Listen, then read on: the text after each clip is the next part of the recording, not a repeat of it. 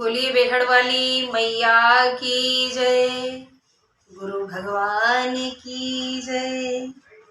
साथियों, श्री रामचरितमानस का पाठ नित्य प्रति जैसे कि हम करते हैं, और आपको पता है बालकांड में पेज नंबर 276 पर 68वें दिन की कथा चल रही है।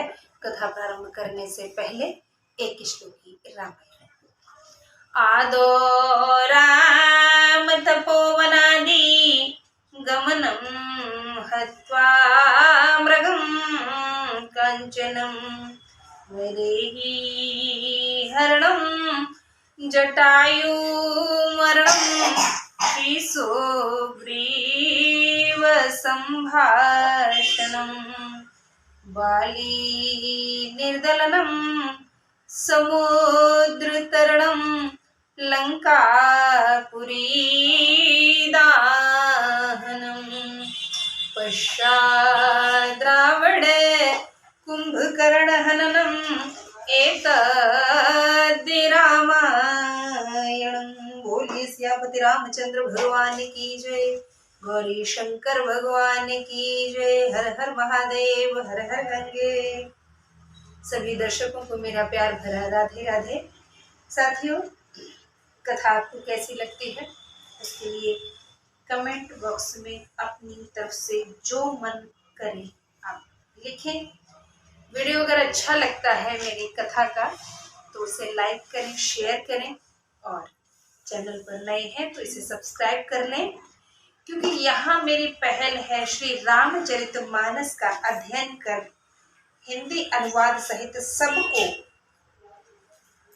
ये बताना और जताना कि क्या है श्री रामचरितमानस में और क्या क्या लाभ है इससे। वैसे तो जहां तक मुझे लगता है सब लाभ ही लाभ है, हानि तो एक भी नहीं है, और जागरूकता के साथ साथ हमारा मार्गदर्शन भी है। मेरा मार्गदर्शन इससे बहुत ज्यादा हुआ है, इसीलिए मैंने ये पहल की कि मैं समाज के लिए वैसे कुछ नहीं कर पा रही हूँ। हाँ, ये एक अच्छा माध्यम मुझे नजर आया कि श्री रामचरितमानस का अध्ययन करके मैं खुद इसका लाभ लूं, इससे सीख लूं, और आपको भी इस विषय में बता करके हो सकता है आपके मार्गदर्शन में अंश मात्र का भी अगर मैं सहयोग कर पाई तो मैं अपने आप को धनी महसूस करूंगी। आइए, कल की कथा में हमने जाना था कि पूजा विधि शुरू हो गई है मैया के विवाह पूर्व कि कुल रीति प्रीति समेत रवि कहि देत सब आदर कियो, एहि भांति देव पुजाय सीतहि सुभग सिंहासनु दियो। सिय राम अवलोकन परस्पर प्रेम काहु न लखि परे, मन बुद्धि बर बानी अगोचर प्रगट कवि कैसे करे। स्वयं सूर्यदेव अपने कुल की रीति सब प्रेम कह देते हैं, वे सब उसे आदर सहित कहते हैं। इस प्रकार देव पूजन कराकर सीता जी को मुनियों ने सिंहासन दिया है। सीता जी और रामचंद्र जी का परस्पर देखना और प्रेम किसी को समझ नहीं पड़ता है। जो मन बुद्धि और श्रेष्ठ वाणी से परे है उसे कवि कैसे प्रकट करे। हाँ, गोस्वामी जी कह रहे हैं कि हरि रूपी श्री राम और लक्ष्मी रूपी मैया सीता एक दूसरे को देख रहे हैं और कोई इस प्रेम को पहचान नहीं पा रहा है। प्रेम वश एक दूसरे को निहार रहे हैं, मन ही मन मुस्कुरा रहे हैं, नैनों की बातें नैनों से ही हो रही हैं। अब इस प्रेम का वर्णन कोई कभी नहीं कर सकता है। यहाँ तक कि गोस्वामी जी स्वयं कह रहे हैं कि मैं तो नहीं कर पा रहा हूँ और कोई और भी नहीं कर सकता है। ये ऐसा अलौकिक प्रेम है मेरे प्रभु का कि होम समय तनु धरे अनलो अति सुख आहुति लेहि बे प्रवेश धरे वेद सब कहीं विवाह विधि दे सियापति राम जय जय राम अवधपति राम जय जय राम मेरे प्रभु राम जय जय राम। होम के समय शरीर धारण कर अग्निदेव अत्यंत स्नेह की आहुति लेते हैं और ब्राह्मणों का रूप धर सब वेद विवाह की विधि बतला रहे हैं। जनक पाट महिषी जग जानी सिय मातु किम जाय बखानी सुजसु सुकृत सुख सुंदरताई सब समेटि विधि रची बनाई। जनक जी की जगत प्रसिद्ध पटरानी सीता जी की माता का वर्णन भला कैसे हो सकता है। मानो ब्रह्मा जी ने सुंदर कीर्ति सत्कर्म सुख सुंदरता इन सबको इकट्ठा कर संभाल कर उनकी रचना की थी। समयो जान मुनि बरन बुलाई सुनत सुहासिन सादर ल्याई जनक बाम दिस सोह सुनैना हिमगिर संग बनी जनु मैना। सब जानकर मुनिवरों ने उनको बुलाया। सुनते ही सुहागिन स्त्रियां आदर सहित उन्हें ले आई हैं। जनक जी की बाईं ओर रानी सुनैना सुशोभित हुई है। किधर? बाईं ओर सीधी खाट की तरफ, क्षमा करे, बाईं ओर लेफ्ट साइड में उल्टे हाथ की तरफ मैया सुनैना सुशोभित हुई है। मानो हिमाचल के साथ मैना जी सुशोभित हो रही हो। ऐसी कल्पना की है गोस्वामी जी ने कि माँ पार्वती के माता पिता जैसे बैठे हैं हिमाचल और मैनावती। ऐसे ही राजा जनक और मैया सुनैना बैठे हुए हैं। जब कोई पूजा विधि वगैरह होती है तो पति पत्नी तो बैठने का जो रहता है व्यवस्था, वो पत्नी पति के बाईं ओर बैठती है।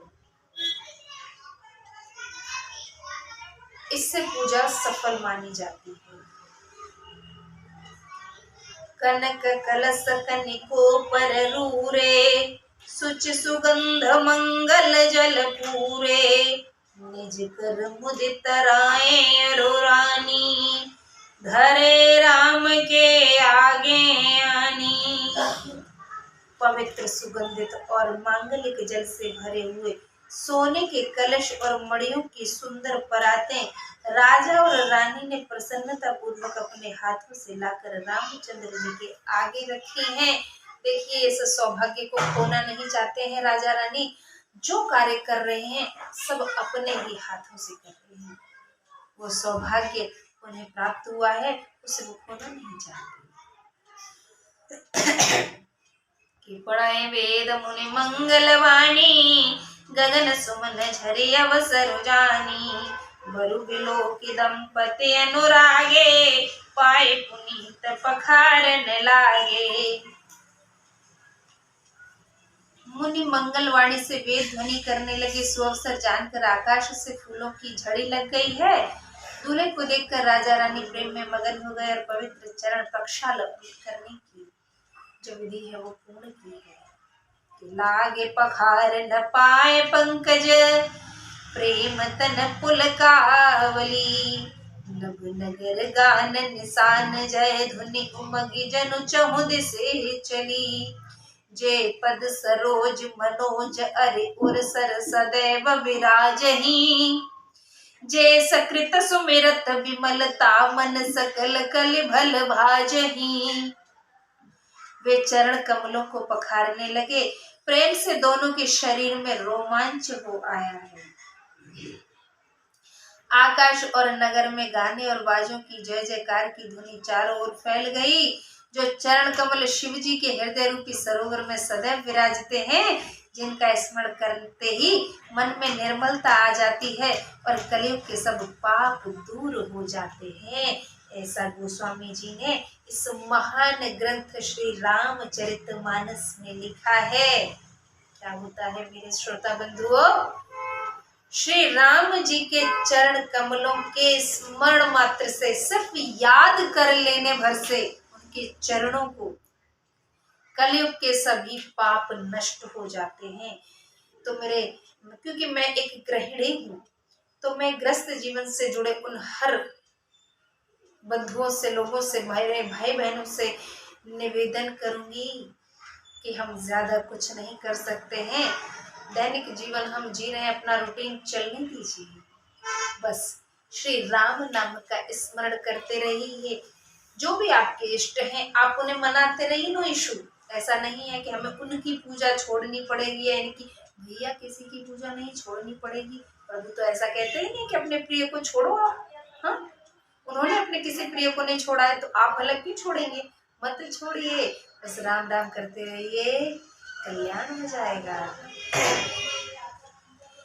के जे परस मुनि बनिताल ही, गति रही जो पातक मई, मकरंद जिनको शंभु सिर सुचिता, अवध सुर बर नई, कपि मधुप मन मुनि जोगी जन जैसे, अभिमत गति लहे, ते पद पखारत भाग्य भाजनु, जनक जय जय सब कहे।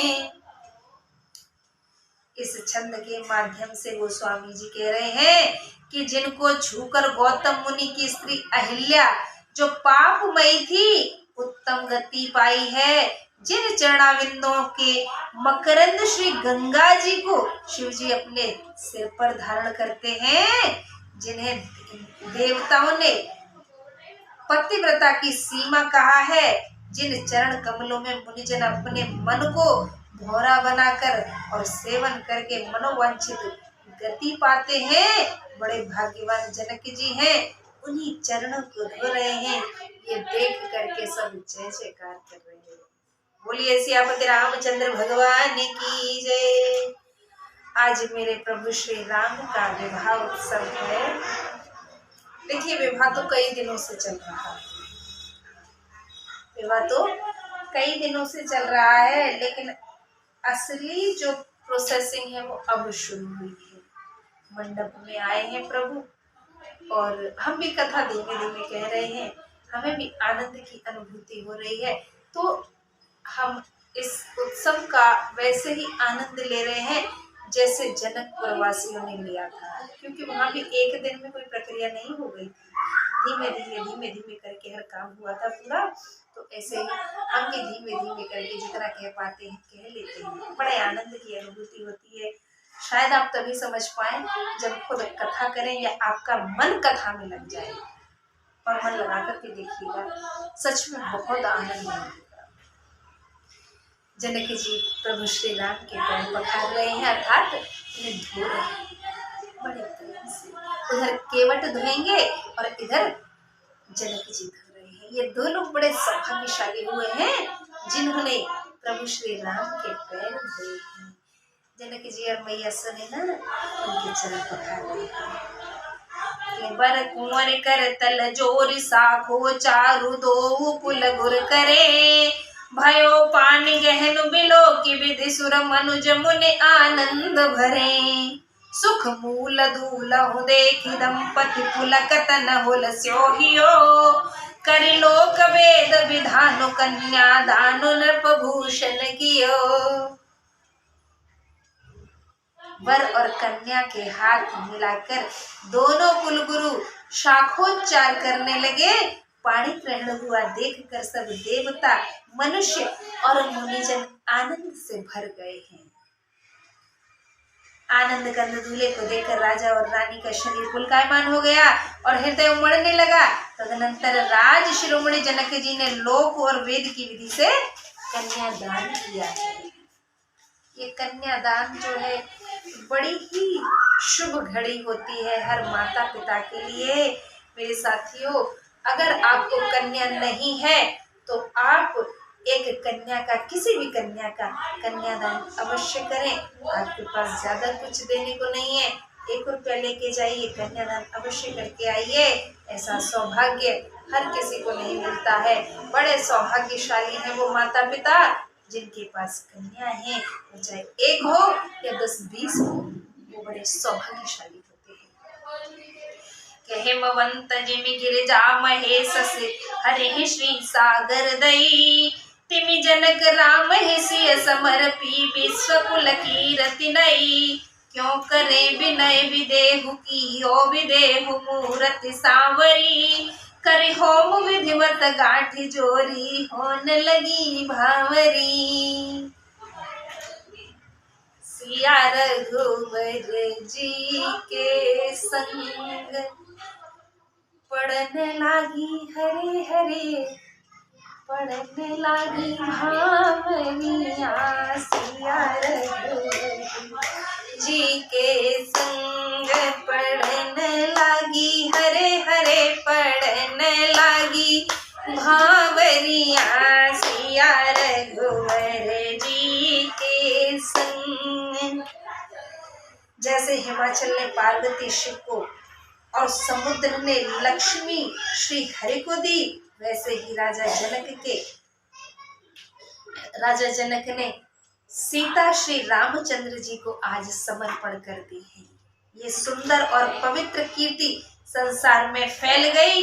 राजा जनक विनती कैसे करें, क्योंकि सांवली मूर्ति ने तो उन्हें विदेह कर दिया। विधि पूर्वक होम करके गांठ जोड़ी गई और भावरें होने लगी। कैसे? सिया रघुवर जी के संग, पढ़ने लगी हरे हरे, पढ़ने लगी भावरिया। सिया रघुवर जी के संग। पहली भावर पढ़ के जब दूजी पे नंबर आयो, दूजी भावर पड़ गई अब तीजी को नंबर आयो। सिया रघुवर जी के संग, पढ़ने लगी हरे हरे, पढ़ भावरिया। तीजी भावर पढ़ के जब चौथी पे नंबर आयो, चौथी भावर पड़ गई रे, पांचवी पे नंबर लाग्यो। सिया रघुवर जी के संग। पांचवी भावर पढ़ के अब छठवीं पे नंबर लागो, पांचवी भावर पढ़ के अब छठवीं पे नंबर लागो। ओ छठी भावर पड़ गई अब सातवीं पे नंबर आयो। सिया रघुवर जी की संग, पड़ गई है भावरिया। सिया रघुवर जी के संग, पड़ी देखो भावरिया के अब बेटी साजन की। सिया रघुवर जी के संग, पढ़ने लगी हरे हरे, पढ़ने लगी भावरिया। सिया रघुवर जी के संग। और इस प्रकार पहले बेटी पिता की थी, अब साजन की हो गई है। 1 से 6वीं भावर तक बेटी पिता की रहती है, 7वीं भावर पढ़ते ही पति की हो जाती है। और बेटी आज साजन की हुई है। मैया सीता श्री राम जी की पत्नी बन गई है आज। कह जय धुनि बंदी वेद धुनि, मंगल गान निशान। सुनि हर्षै बरसै विबुध, सुरतर सुमन सुजान। सियापति राम जय जय राम, मेरे प्रभु राम जय जय राम।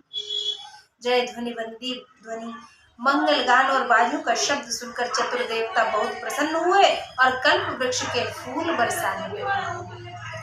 कुंवर कुंवर कले भावर देही, नयन लाभ सब आदर लेही। जायन बरन मनोहर जोरी, जो उपमा कछु कहो सुधोरी। वर और कन्या सुंदर भावर दे रहे हैं, सब आदर सहित नेत्रों का लाभ ले रहे हैं। और मनोहर जोड़ी का वर्णन नहीं किया जा सकता, जो उपमा दी जाए वो थोड़ी है। राम सिय सुंदर प्रतिछाई, जगमगात मनिखन माही, जगमगात मनिखम भन माही, मनहु मदन रति धर बहु रूपा, देखत राम विवाह अनुपा। रामचंद्र जी और जानकी जी की सुंदर परछाई मणि के खम्भों में जगमगाती है, मानो कामदेव और रति बहुत से सुंदर रूप धरकर रामचंद्र जी का अनुपम विवाह देख रहे हैं।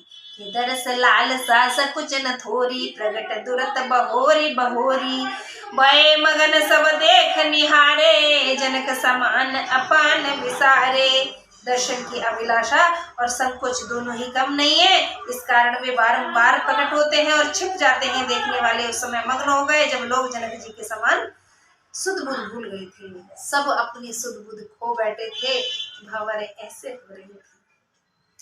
कमुदित मुनिह भावरी फेरी, मेघ सहित सब रीति निबेरी, राम सिय सिर सिंदूर देही, शोभा कही न जाति विधि केई।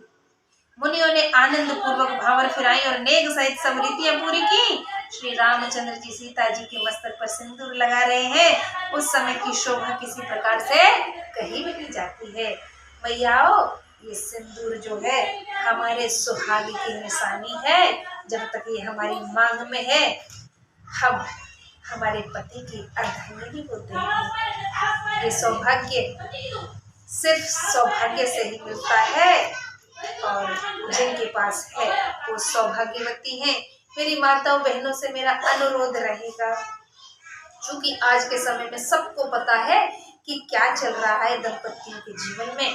कुछ एक परिवारों को छोड़ करके, कुछ एक दंपति जोड़ों को छोड़ करके लगभग 98% जोड़ों में अनबन किसी न किसी कारण से चलती ही रहती है। एक निवेदन हमारा उन भाइयों से भी और बहनों से भी कि मेरे भाइयों, कभी भी पत्नी को त्यागने के विषय में मत सोचो। और मेरी बहनों, कितने भी लड़ाई झगड़े हो जाएं, अपने पति को त्यागने का विचार कभी मत करना। ये तलाक का जो फैशन चल पड़ा है ना, ये हमारी भारतीय संस्कृति को नष्ट कर रहा है। मैं मानती हूँ कि कुछ केसेस इतने ज्यादा गंभीर हो गए हैं, इतने घृणित हो गए हैं कि मजबूरन बहनों को तलाक लेना पड़ता है और भाइयों को देना पड़ता है। लेकिन वो नौबत ही क्यों आने दी जाए मेरे साथियों? हाँ, ये नौबत नहीं आनी चाहिए।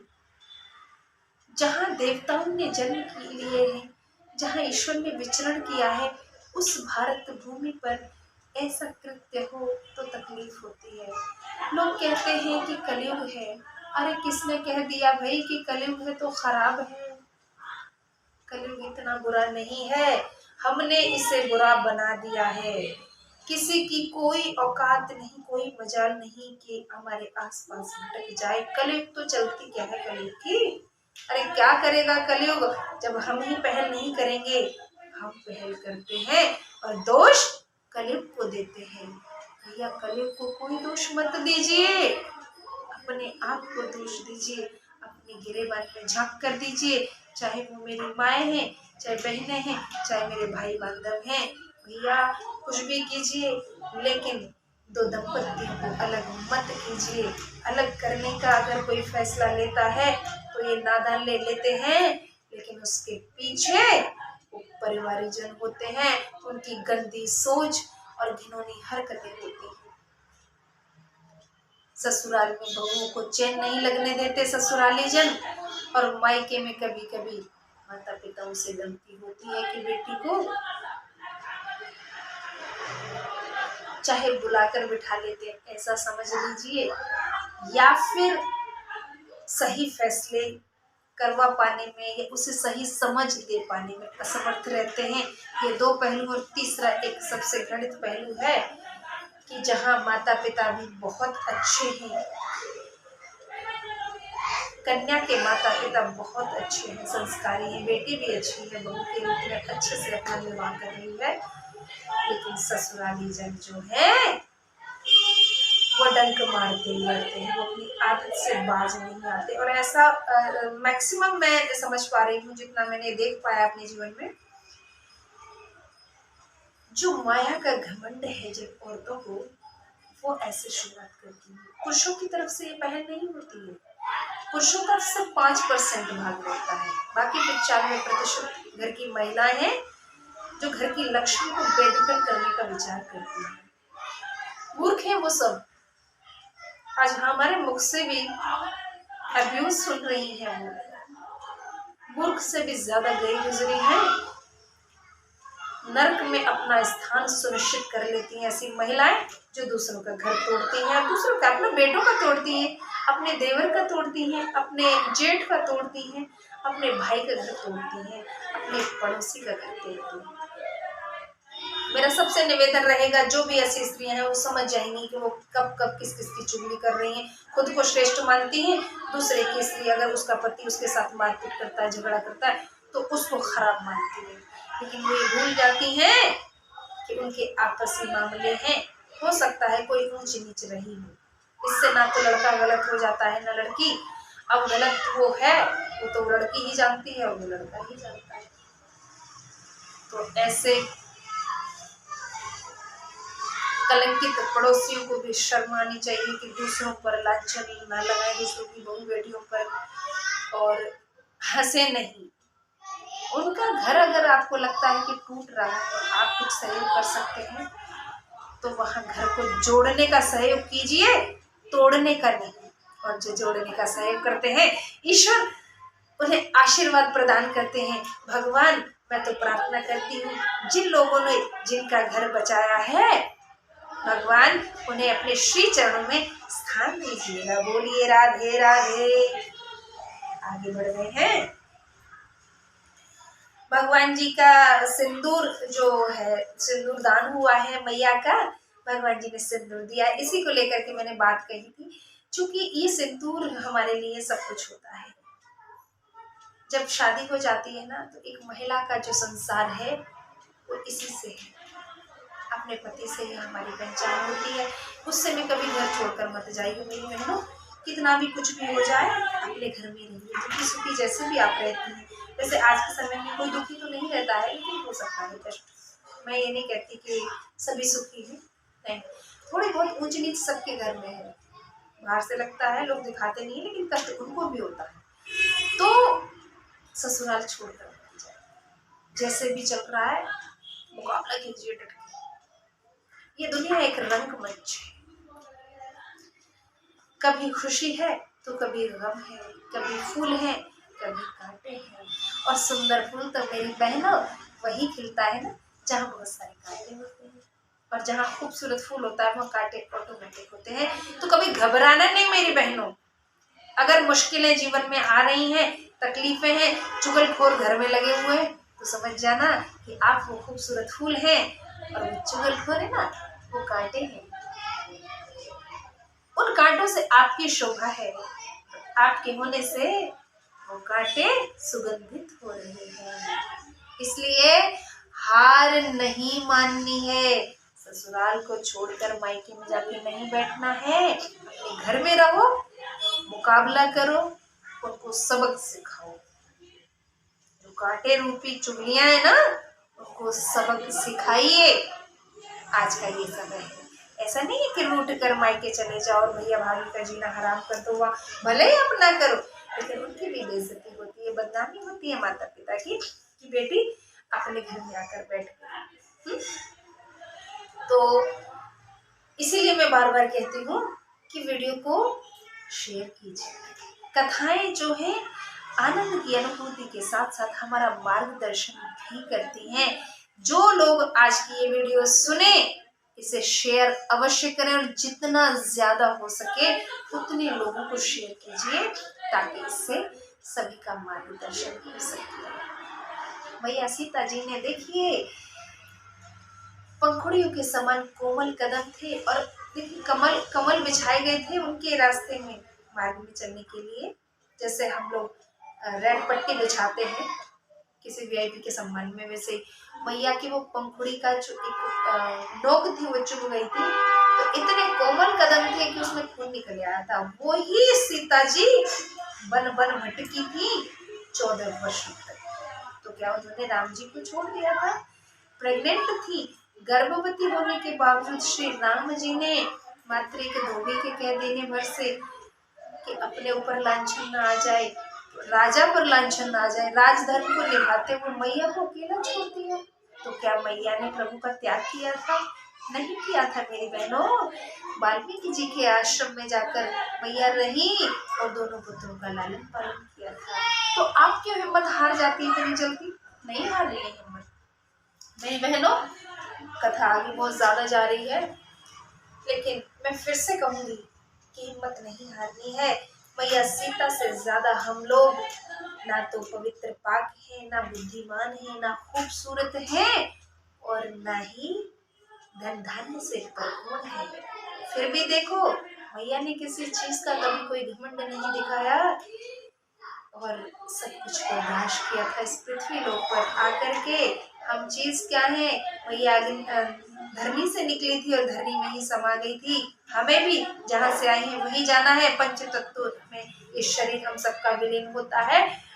तो ज्यादा कुछ नहीं सोचे कि हम ऐसा कर लेंगे, जॉब कर लेंगे वगैरह वगैरह। सब करते हैं, कीजिए, लेकिन इन लोगों की हिम्मत बढ़ जाती है जब हम घर छोड़कर, अब क्योंकि घर हमारा ससुराली घर होता है, मायके की ओर प्रस्थान करते हैं। तो ऐसे दुष्ट लोगों की जो हिम्मत है उसको तोड़ना है। और अगर हिम्मत को हमें तोड़ना है तो हमें अपने घर में, अपने पति के घर में, जहाँ जहाँ पति का घर है भाई हमारा घर है, वहीं रहना है। कितना भी कष्ट आन पड़े, घर छोड़कर नहीं जाना है। जब शांति हो, सुख हो, तब जाइए। मेरे माता पिता भी हमेशा यही संदेश देते हैं कि बेटी जब घर में दो एक बात हो जाए तो कभी मायके में ना तो फोन करके ये सब बताना, और ना ही कभी ससुराल की बुराई करना, ना ही घर छोड़ करके आना। खुशी खुशी आराम से आओ, आपका सम्मान है हमेशा। ऐसा नहीं है कि कष्ट पड़ रहा है तो बताना नहीं, ठीक है बताइए, शेयर कीजिए हिसाब से। ऐसा मत कीजिए कि घर टूटने की कगार पर चाहे। एक महिला इतनी बलशाली होती है, वो चाहे सो कर लेती है, क्योंकि एक महिला होने के साथ साथ वो एक माँ भी होती है, एक पत्नी होती है, और पत्नी सतीत्व वाली होती है। और जो सतीत्वधारी स्त्रियां हैं वो अपना फिक्र नहीं टूटने देती। ध्यान रखिएगा इस बात का, क्योंकि मायके में जाकर अलग रहने से अच्छा है कि ससुराल में ही उस पति की सानिध्य में बनी रहो और जीवन गुजार लो। अब मैं ऐसा नहीं कह रही हूँ कि आप कष्ट सहिए, मार खाइए रोज रोज, मैं ऐसा नहीं कह रही हूँ। मैं हालात से लड़ते हुए मोर्चा संभालने की बात कर रही हूँ। तो ध्यान रहे, मैंने ऐसा नहीं कहा है बिल्कुल भी कि आपको अत्याचार सहना है। मोर्चा संभालना है। हमारी सभी बहनें झांसी की रानी से कम नहीं है।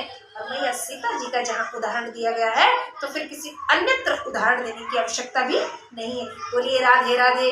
आगे बढ़ते हैं, कथा बहुत आगे जा रही है फिर कि अरुण पराग जलज भरणी के, ससहि भूष अहि लोभ अमी के, बहुरि वशिष्ठ दीन अनुशासन, बर दुलहिन बैठे एक आसन, मनो साप अमृत के लाभ से लाल, पुष्प रज को कमल में भली भांति भरकर चंद्रमा को भूषित कर रहा हो। तब वशिष्ठ मुनि ने आज्ञा दी तो वर और दुल्हन दोनों एक आसन पर बैठे।